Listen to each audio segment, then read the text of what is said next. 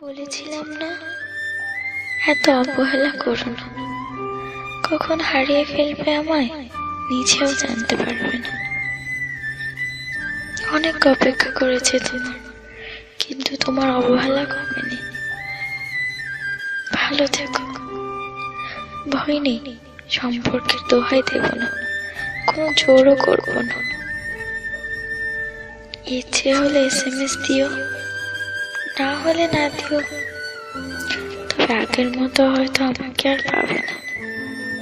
সবকিছু বাদ দিয়ে তোমায় নিয়েই ভাবত, কিন্তু অবহেলার মাত্রা এত পরিমাণ হয়ে গেছে যে আমার অসীম ভালোবাসা হারিয়ে ফেললাম।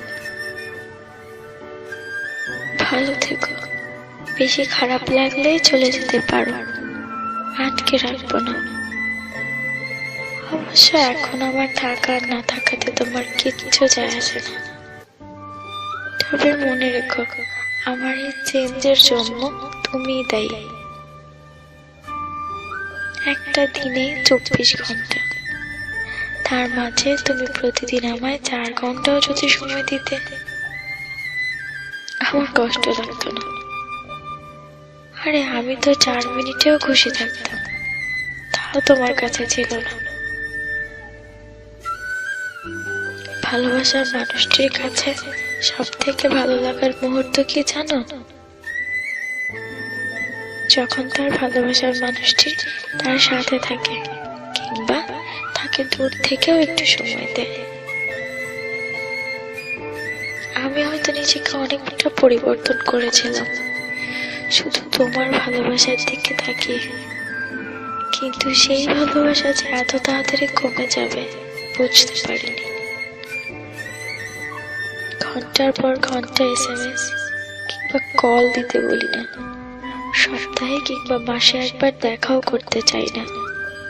শুধু চাই যখন তোমায় মনে পড়বে বুঝতে পারবো তুমি আছো।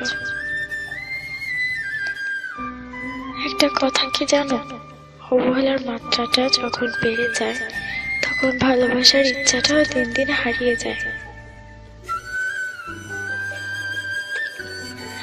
আমিও নিজেকে গুটিয়ে নিয়েছি, চিন্তা করে ফেলেছি তুমি দূরে থাকতে চাও।